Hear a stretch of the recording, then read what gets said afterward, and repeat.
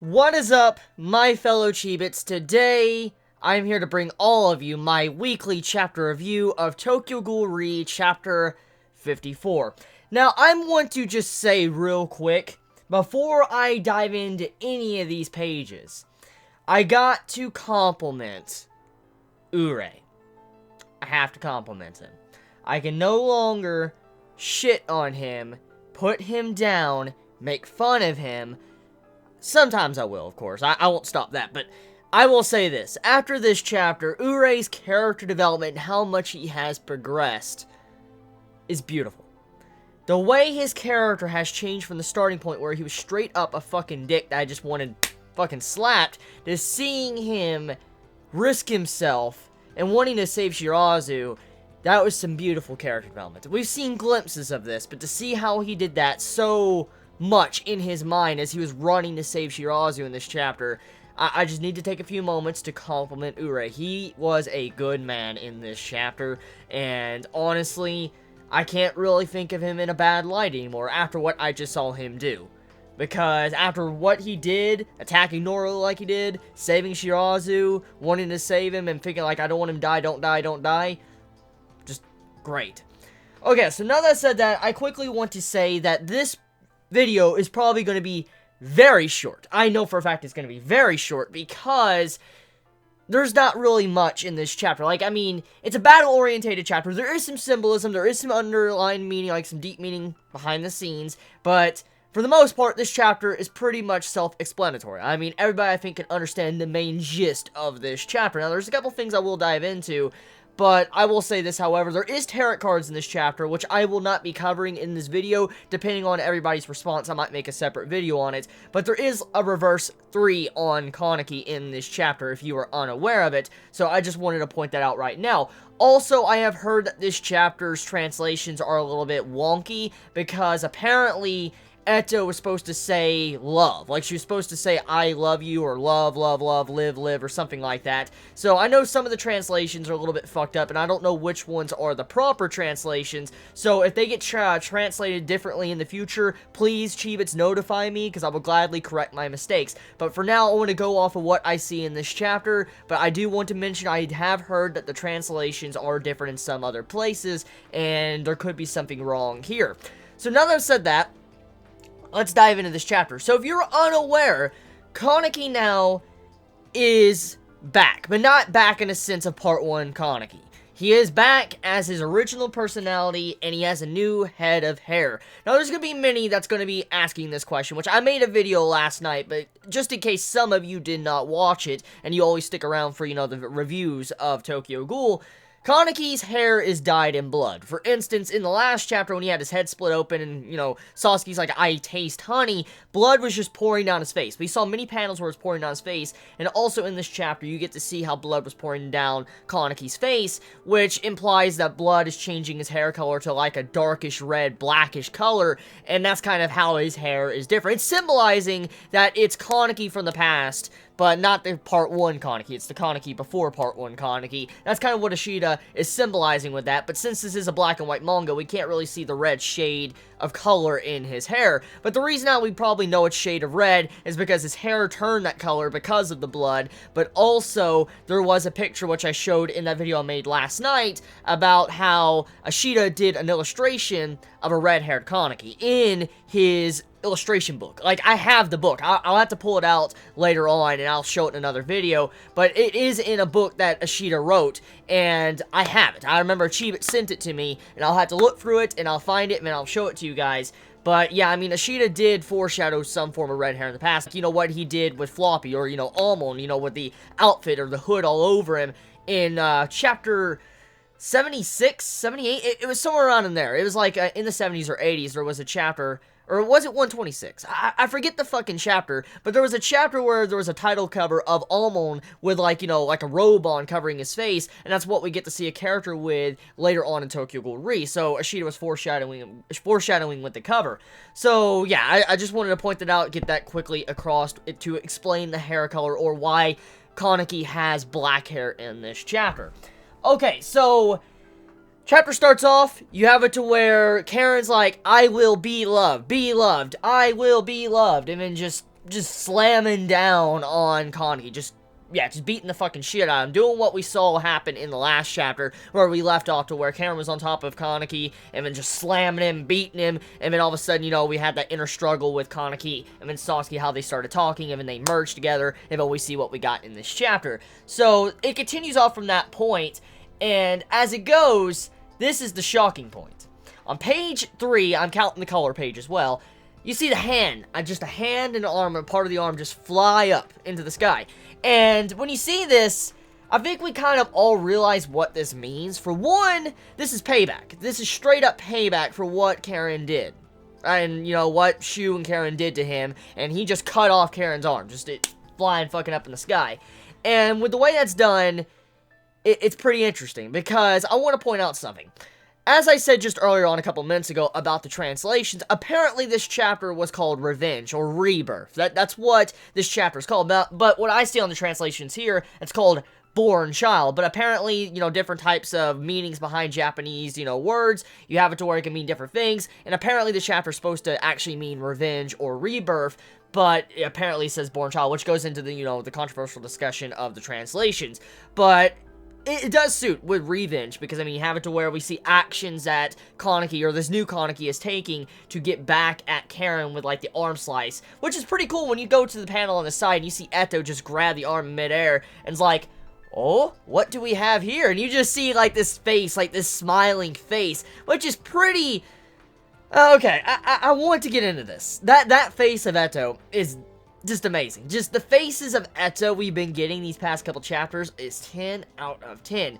I think Eto has had more panel time in Tokyo Ghoul Re than I think she had in part 1 already, but also I think that she might have already had more panel time than some of the characters that we have seen in part 1 of Tokyo Ghoul, but I'll save that for another discussion. The thing is, though, I'm really liking how Ashida has been using Eto, giving her these different type of faces, especially with the smiling face of, like, what do we have here? And as I talked about in the last review, Eto might have known about Kaneki's past, of how he was abused by his mother, and that's kind of why she said that dialogue of, oh, you just like being hit, don't you? So, now that I've covered that, let's move to the next page. So, you hear Karen just screaming, just like, just a blood-curdling scream, I'm assuming. And all of a sudden you see Shu just look up, and he's like, Kane. And you see Kaneki just standing right above Karen. Karen's just like, on her knees like this. And Kaneki, he's just looking down. Like, he's in this position of power. That's the way it looks in this panel. And all of a sudden, if you look closely, you see a hand. You have it to where Kaneki puts his left hand, on Karen's head from what you can see. Now, I could be reading the panel wrong, like looking at it wrong, but it looks like Kaneki is putting his hand on Karen's head. All of a sudden, you hear a noise, and you see it to where the Kagune out of Kaneki comes out, grabs this metal rod way off, and drags it over to him. And this is the crazy part, okay? This right here, this is pretty scary, because this fighting style was actually in Tokyo Ghoul Re Chapter 7.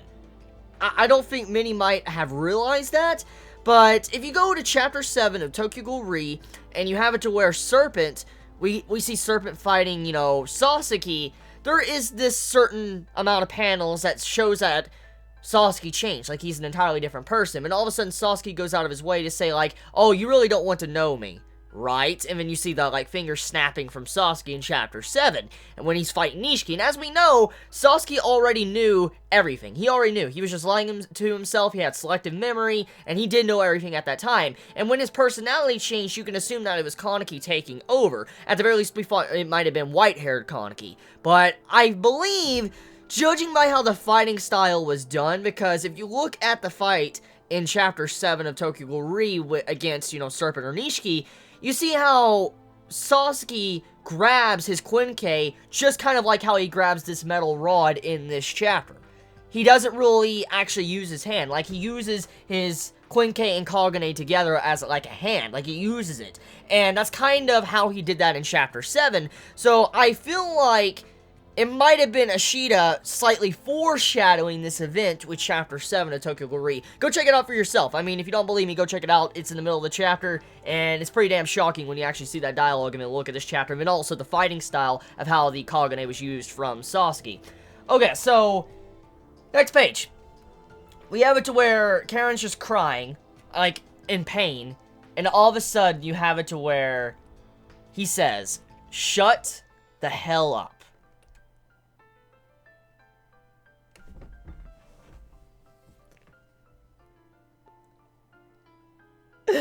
Bro, when I saw this panel, I want to give you some brief backstory here. Yesterday, I woke up, went to Twitter. First thing, I went to Twitter just to see if there was, anything I need to know about. First thing I see this picture linked to me. I see this panel picture, and I'm like, what the fuck? Like, see, I already assumed that, Kaneki, this original personality of Kaneki, was going to be very violent, very cruel, a darker personality. I already assumed that's kind of how Kaneki was going to be. But when I see this panel, I'm like, yep! This is not white-haired, this is not black-haired, this is not Sasuke, this is someone much colder, much crueler, and someone that barely lacks any sympathy or compassion for others, because Let's do some backup. Let's just, retrace our steps. Let's go back a couple panels, okay? The chapter starts off with Karen beating Kaneki and saying, I love him, right? He loves, or she loves, Shu. And as Karen is doing this, all of a sudden you have it to where Kaneki, he cuts off her arm, puts her down on her knees, and then he says, shut the hell up. So, from this dialogue, you can either assume he's saying shut the hell up for her crying, or also because of what she was saying at the beginning of the chapter, which goes to imply his type of attachment or feelings towards love. Or maybe the meaning of love. He has a twisted sense of love, because the way he does this, like, shut the hell up. Just very cold, stopping this person from crying, and all of a sudden, next page, stab straight for the fucking eye. So, oh my god, dude. So, I think everybody might realize what this panel actually looks like. I think everybody does, but I want to point it out regardless, because that's what I should do. This is a shout-out or a callback to the Arima versus Kaneki fight. If you don't remember that fight, I'm going to refresh your memory.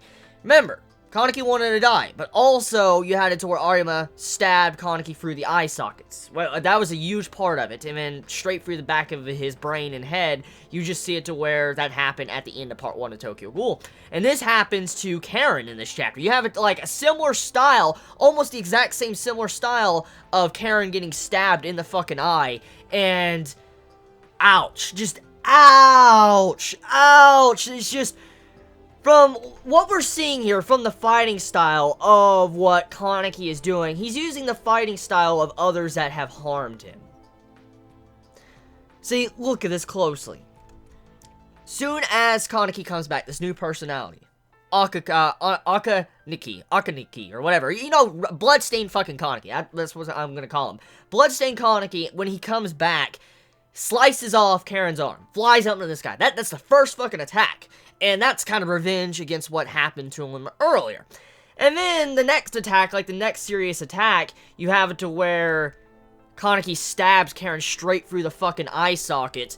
And that is a callback to what Arima did to Kaneki. So it's like Kaneki is dishing out pain or attacks that were similar to what was done to him. For instance, if someone, let's say, cut his fucking head off, he's gonna cut your fucking head off. That's kind of what it looks like to me. So the fighting style, Kaneki is using stuff against people that have done stuff to him. So revenge is also, once again, implied in this chapter, which the title should have been called Revenge. That's pretty cool. I like how Ashida's doing this. So the fighting style already pretty damn brutal and dark compared to previous Kanekis or other personalities we have seen. So the screaming of Karen, I think, is kind of, appropriate. I mean, if you got stabbed in the eye socket, usually you'd probably die, but I mean, Karen's just screaming, bloody murder, Kaneki dodges like a fucking ninja I say, and he gets behind Karen. And this probably by far, besides the awakening when the head tilt of Kaneki, when he's like, shut the hell up, besides that panel, And besides the eye stabbing, I think this is my second favorite panel in this chapter, when you see Kaneki just peer up behind Karen, and Karen's like, where did he go? And then all of a sudden, a huge, massive amount of, like, Kagane just pours out, just pours the fuck out of Kaneki's back, grabs Karen by the arms. You see these, like, weird hands just come out of his back, bend her backwards like this, and then just impales Karen straight through the fucking stomach. Now, this is very brutal. Just a very, very, very brutal. Like, that... probably one of the most brutal attacks I think Kaneki's ever done. Just that right there, besides the stab through the eye and stuff, this is pretty damn brutal. Just grabbing someone, getting up behind them, grabbing them with your Kagane, holding them, and then just stabbing them straight through. I want to point out that the Kagane that we are seeing right now looks very different. Like, Kaneki's Kagane looks very different than normal, and also the shape of it is weird. If you look closely, you will see this weird deformed hand with 4 fingers, and if you don't know, that actually looks exactly what Eto's Kagane looked like. If you go back multiple chapters when we got to see Eto's Kagane for the first time and it was speaking, you remember I pointed out in that chapter that Eto had like a hand popping out. It was like a baby hand. And I was talking about how maybe that might imply something similar to how Eto might have slightly remembered her parents, or might have been some form of symbolism towards her parents. But then you see this, you see a hand that looks almost identical or similar to what Eto's Kagane was. Now, as we know what Eto said earlier on, depending on the quality of your RC cells and your imagination to be able to come up with a unique structure of Kagane can depend on what form it takes, and this is kind of what this looks like right here. For instance, hands popping out, and the form of it is like showing that Kaneki has the imagination to grab his victims, for instance. Just grabbing Karen, and then just fucking impaling her straight through. And I want to also point this out, how it's very different from a centipede, actually. And this is actually some symbolism I want to dive into, which I did not cover, and I should have covered in the last chapter review, but I will cover it now. I mentioned that in the dialogue, you had it to where Kaneki talks about his mother, and his mother, he calls her an insect. Or a maggot, actually. He calls her a maggot, but let's just, classify her as an insect. He calls his mother an insect, and if you remember at the second chapter of Tokyo Ghoul, part 1, we have a reference to an insect. How, like, a family member became an insect and had to deal with the life of having to change his diet and stuff, and how his family had to kind of change around him and deal with him, of how he was eating different things and just how he was different because he was a bug. That was, like, one of the first times we ever saw, like, something like that along the lines of bugs. And then to see how Kaneki called his own mother a maggot, and then he said, I, too, he was also calling himself an insect as well, which goes to show you how he thought of himself. Now, let's go even further. We also know that Kaneki's Kakujo was like a centipede. He was called Centipede. And what is that? An insect. So, as it was implied, he called his mother an insect. That's what type of person he thought of his mother as, and then also how he thought of himself as an insect as well, centipede, like a bug. So that's pretty cool. I like how Ishida also foreshadowed the symbolism of how Kaneki thought of himself. For instance, as we know, the imagination plays a huge part in what your Kagane kind of looks like. And since Kaneki thought he looked like a bug, like he was an insect, or he thought he was an insect, that is why his Kagane or Kakuja took the shape of a centipede, was because of how he felt about himself. So you can kind of assume the mental state, like the mental state of Kaneki could be shown through his Kagane as well. So when he used centipede, it was because he thought of himself as a bug. Okay, so next page. Next page here, you have it to where probably one of the most shocking moments of the chapter, which I'm not really shocked about. I'm sad, but I'm not shocked because I kind of figured this is how he would be, judging by how the smile was in last chapter. Kaneki comes in, looks at Shu after dealing with Karen, and then Shu asks the question, is it you? And all of a sudden, Kaneki looks at him with like this evil looking eye, just like looking down at Shu. And then he remembers a memory. He remembers Kaneki, the one-eyed king, could be the little girl covered in bandages. So, what this panel means, there's two meanings to this panel right here. For one, Kaneki has his memories. He does have his memories, which he should have his memories, because as we found out in the last chapter, Kaneki's done dreaming. He's tired of, dreaming as Sasuke. He's tired of putting these false masks or images to where he hides his true self. He's done. So he has all his memories back. That's kind of what this panel lets us know. He has his memories, he remembers everything, he's no longer trying to deny it, he's no longer trying to twist the truth, he is trying to be his legit self. And so, this makes sense how Ishida showed this. He's like, okay, so I want to confirm that Eto is the One-Eyed King, which we already knew Eto was the One-Eyed King, but this is just straight up confirmation now. I mean, if you still denied that Eto was the One-Eyed King, well, here you go. You cannot refute this fact at all. You cannot say this is not saying that Eto is 100% the One-Eyed King, because we know he's a part of Clown. Telling that information makes a lot of fucking sense. So, right here, Kaneki reveals he remembers everything. He remembers all his memories from his fake black-haired Kaneki personality, his white-haired Kaneki personality, and Sasuke's personality. He remembers all of that. And also, he knows who Eto really is. So, now that that's covered, we have it to where Eto is just getting enjoyment out of this entire fight. Like, heh, good. Now, this is the panel, actually, that many were telling me that should have been translated to, I love you. Now, like I said, I don't know if that's the proper translation, if that was just, shippers wanting to put that on top of her. I have no idea, but apparently Eto is supposed to say in this panel right here on page 9 that she loved Kaneki. I don't know. I don't see it, but grain of salt.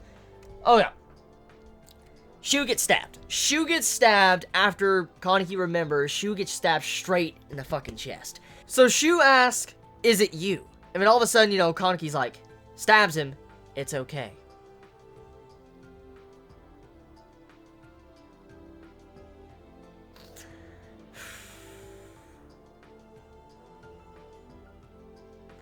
We know he's different.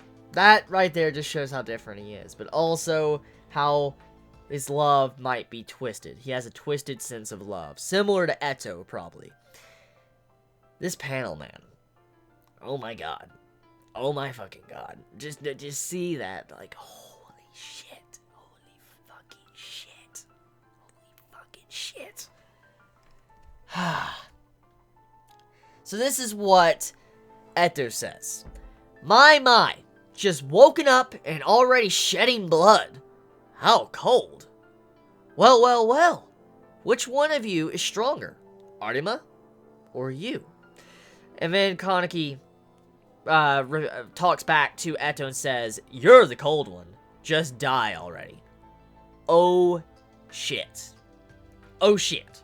Oh, fucking shit. Oh, fucking shit. Oh, fucking shit. Kaneki dissing the One-Eyed King, Eto. Dude. Fucking Kaneki. Just fucking dissed Eto. You're the cold one. Just die already. Yo. That's fucking...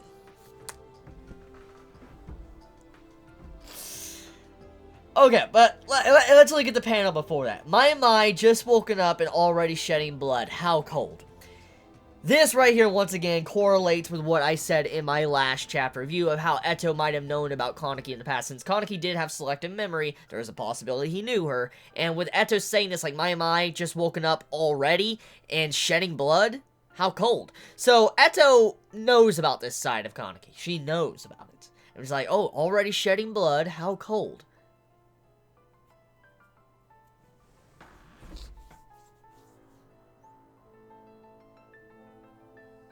I think I don't need to say any more on that. I think everybody might understand what that is. Okay, so we move over to Shirazu. Shirazu's on the ground. And I gotta say, Shirazu's determination in this fight, it's just... I have so much respect right now. I have so much respect for Shirazu and Urie. I have so much respect for these two characters. They are fighting someone like Noro. It's just... so much respect. So I'm on page 12. This is what Shirazu says. If I don't take care of this, then everyone will die. Kuramoto, Kuroiwa, Urie, Mutsuki, Saiko. As Shirazu's thinking in his mind, as he's dodging attacks, putting his life on the line, he's still thinking about his comrades as he fights. And then he's like, more, in his mind, in the background. And he's like, I can't die leaving my sister Haru alone. And then he's like, more, just, you know, repeating more in his mind over and over and over and over again. And then we get an image, a panel of his Kakuho. You see the frames, what's wrapping and sealing his Kakuho is breaking. They just fucking snap. And this might once again imply that he is about to become a full half ghoul, because now it's not really going to be completely strained. The cage around his Kakuho is broken. It literally is fucking broken. So there's a possibility now that RC cells and everything is going to be really traveling through his body now a lot more, thanks to how the frames just broke because of the snap right there we see in the panel. So Shirazu, either he's going to die by ROS, or he's going to turn into a half-ghoul. One or the other is going to happen. So we'll see where that goes and where Ishida takes his character. So as he charges and his frame snaps, that explains why Shirazu is able to tap into more strength than what he usually does, is because, as we know, as you break down frames around the Kakuho, you have it to where you can pull out more potential of your ghoul-type self. For instance, you have more of your original ghoul strength. For instance, if you're a ghoul, as you know, you're stronger than a human, or you're stronger than majority of people besides other ghouls. And since the frames broke down, he got stronger physically, and also his Kagane will be a lot stronger as well. So him putting up a better fight than he was earlier makes a lot of sense, but it also goes to show you that Shirazu must be at a higher level than Urie at this moment, especially when the frame's broken down, because Urie, even though he got the final blow, what we see in this chapter, he still could not really fight Noro with his upgraded, you know, Kagane, and, you know, how some of his frames were taken down. So for that to happen, and for Shirazu to come in and do what he did to Noro, I feel like maybe Shirazu has majority of his frames just probably shattered right now. So all of a sudden you see it to where Mutsuki, we see a glimpse of Mutsuki. Mutsuki's down. Mutsuki is down on the ground. We see blood coming from the face, and we don't see the lower half. Now, that's the scary part. That is the scary part of this chapter, because as I've said in the past, when I talked about how the QS might have died, there was Mutsuki in the background. In the background of the panel, you saw this person just getting used as a fucking puppet, like a finger puppet by Noro, and Mutsuki looked like to be the one, because the position of where Shirazu was, and Mutsuki, it had to be Mutsuki that was being stabbed. So we don't know if Mutsuki even has legs, or a lower half right now. We really don't know, because we can't see the lower half, and Mutsuki's on the ground. So there is a possibility Mutsuki could have a big hole in him, or he has no lower half. But Psycho's up, crying. Mutsuki's on the ground, dead or alive, we don't know. And then all of a sudden, Urie gets up, and he's like, Shirazu? And then you just see Shirazu going straight at fucking savage mode. He's going in, he's like, die, you monster! Just charging in, using his fucking broken down frame Kakuho Kagane, just going in, attacking Noro. And then, you have to, Urie lifts himself up, you just see blood and all that. He's fucking wounded badly. He's like, if it can recover from even this, then it's impossible for me. So Urie actually says in his mind, like, it's impossible for me to beat Noro. If he can recover from all that damage I did with my broken down, you know, frames from my Kakuho, and he can recover from that, it must be impossible for me. So once again, this implies that Shirazu broke down a lot more frames than Urie, just because of how Urie says, this must be impossible for me. Now, this also is good character development for Urie, just to even say something like that, how it's impossible for him, and just the start of how great Urie is in this chapter. So next page we have it to where Shirazu, he's fighting, he's putting his life on the line, he is doing everything he can. He's like, Urie, that's enough bullets for you? He's yelling at Urie, like he's just saying, like, is that enough bullets? Come on over here, can you do your job? And all of a sudden, you have it to where Urie, his shocked face, you see some blood coming down, might be a tarot card there. He's like, please. And then all of a sudden you see it to where Shirazu's about to be slashed. You see like a big fucking Kagane just pop up. And he's like, please. Shirazu. Shirazu. Shirazu. Shirazu. Don't die. Shirazu. And he's just running. Screaming, don't die.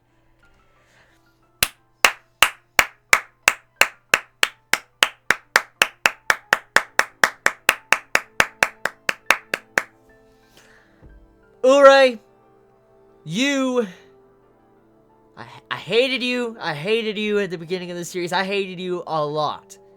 But I cannot put you down any longer. You have graduated from shit to mud. From mud to a good man.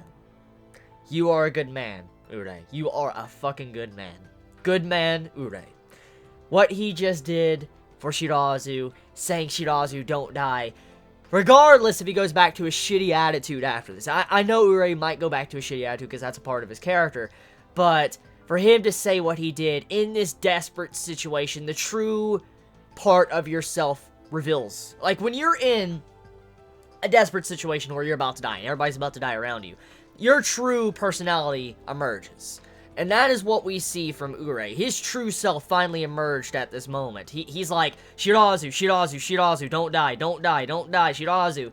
And this is his true self. He threw aside his arrogance, his pride, his assholism. He threw that all aside, and he's like, I care for my friend. I care about Shirazu. He's like, I guess you could assume, like, almost like a brother. He's like, don't die. And Urie goes in, trying to save Shirazu. And then all of a sudden, you see it to where Noro speaks. He actually fucking speaks, and he's like, I'll see you on the other side, Eto. And then you see blood just spew, and then Urie goes for the slash. The chapter ends. And then the question at the end, bottom right's like, the final combination attack, question mark. And then it says the next issue, this is what it's called. The One-Eyed King makes her move.